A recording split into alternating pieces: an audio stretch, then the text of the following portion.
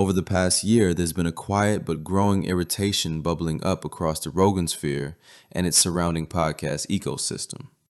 Not from mainstream media, not from critics and newspapers, but from YouTube commentary channels. And lately, the comedians and podcasters are starting to say the quiet part out loud.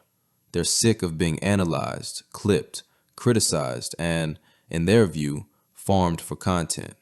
That frustration surfaced clearly when Adam22 sat down with a guest on No Jumper to talk about commentary channels and hate watch culture.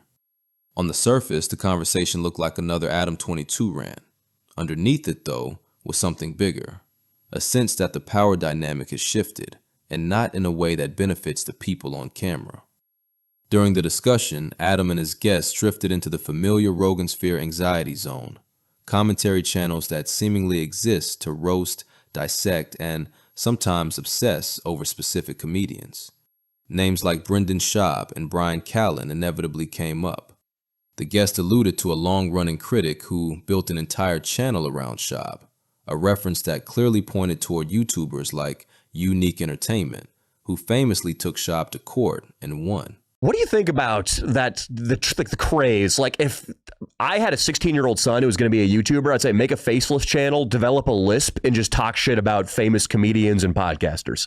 Honestly, a pretty decent plan, yeah. It's a pretty good plan. Shouldn't there be, like, because I see a lot of that going on where somebody is breaking down a comedian who's, like, objectively a great comedian. Yeah. And this person doesn't understand comedy at all. Yeah. And they're like, this guy sucks. See, like, look at this. There's no punchline at this part here. His fans are turning against him.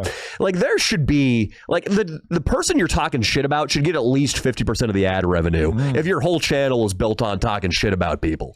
I mean, that is the weird thing, is that if you were to use parts of a song in your video, then you would easily be able to claim a large percentage of that revenue. But somehow picking apart people's podcast clips doesn't result in that. But yeah, you should probably Venmo Jason Ellis a bit just for that rant you went on. Just for talking about him. Just doing an impersonation of him. That was a pretty good impersonation, by the way. But dude, like, one that I saw was like Brian Callen. Like, his recent special got torched. And Brian Callen is like legitimately, you spilled on your shirt a little bit, buddy. I'm sorry to tell you. It's a nice white shirt. I like it. But what the yeah, sorry about that, man. But Callen is like, Callen's I mean, the word great, he's a really, really good comedian, Brian Callen. Yeah. Like, he's had some amazing specials. I've seen him live. He blew the room out, completely dynamite. Like, I really like Brian Callen. And people were like, his new special, people were using like full bits on the internet and like breaking these things down and talking shit about it. What makes this moment interesting is that it's not really about copyright. It's about control. Commentary channels represent something comedians and podcasters aren't used to. An audience that talks back, archives everything, and doesn't need permission to publish criticism. That's deeply uncomfortable for an ecosystem built on dominance, confidence, and the idea that jokes should only be judged in the room. All you have to do is copyright your content, and like you can have like a service that copyrights every single piece of content that you do.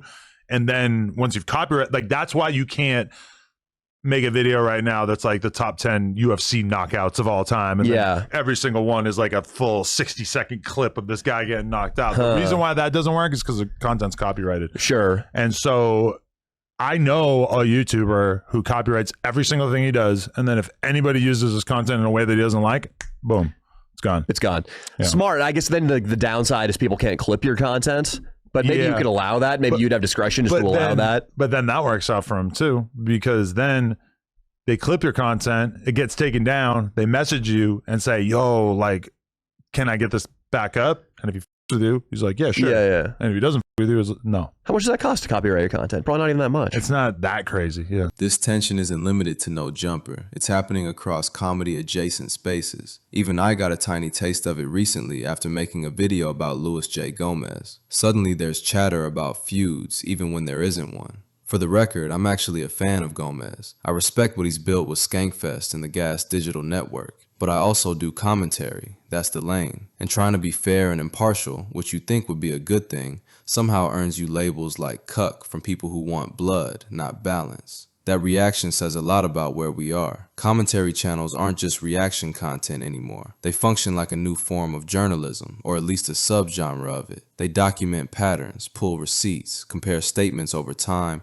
and contextualize behavior. You wouldn't accuse a journalist of hating a president for reporting critically on them. Yet when a YouTuber does the same thing to a comedian, it's suddenly framed as obsession or malice. The Rogansphere came up in an era where the internet felt freer, looser, less archived. Podcasts were long, messy conversations that disappeared into the ether. Commentary channels changed that. Now everything is clipped, replayed, slowed down, and analyzed. That doesn't mean all commentary is good. Plenty of it is lazy or mean-spirited. But the existence of bad journalism never meant journalism itself was illegitimate. What's really bothering these comedians and podcasters is that they no longer control the narrative. They can't just move on from a bad joke, a weak special, or a strange moment. Someone will clip it, someone will contextualize it, someone will build an audience doing exactly that. And that's the irony. The same comedians who build careers railing against censorship, gatekeepers, and mainstream media are now asking YouTube to step in and protect them from scrutiny. Not because the scrutiny is wrong, but because it's effective. Comedy commentary isn't going away. If anything, it's becoming more organized, more informed, and more influential. The question isn't whether comedians like it, it's whether they're willing to accept that, just like politicians, athletes, and celebrities,